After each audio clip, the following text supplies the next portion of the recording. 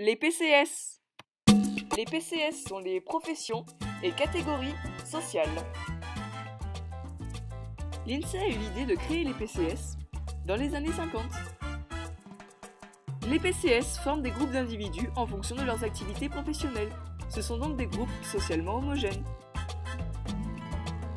Ces regroupements se font sous plusieurs critères, comme la profession, le niveau d'études, le statut d'activité, le statut juridique, le type d'employeur, la position hiérarchique dans l'entreprise ou le secteur d'activité primaire, secondaire et tertiaire. On y trouve alors des catégories d'actifs. Attention, remarque, les chômeurs font partie de la catégorie active puisqu'ils cherchent du travail activement. Tout d'abord, les employés qui travaillent dans le secteur tertiaire et ont une position hiérarchique basse. Ils représentent 16% de la population active.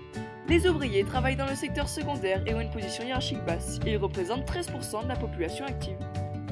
Les professions intermédiaires ont un niveau de qualification moyen et représentent 13% de la population. Les cadres et professions intellectuelles supérieures ont un haut niveau hiérarchique.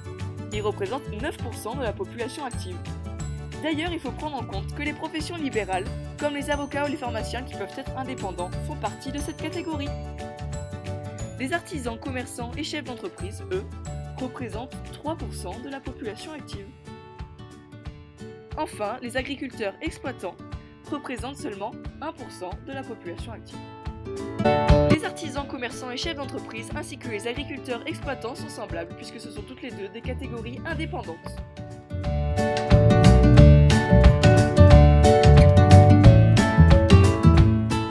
Il y a aussi des catégories d'inactifs. Ceux qui ont déjà travaillé, comme par exemple les retraités qui représentent 27% de la population.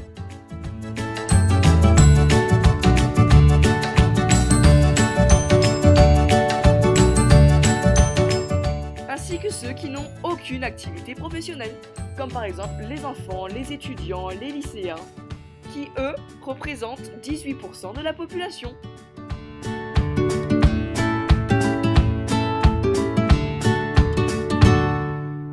Les PCS permettent donc de faire des comparaisons au niveau social et économique. Par exemple, des ouvriers regarderont plus la télé et des cadres iront plus au théâtre pour se distraire.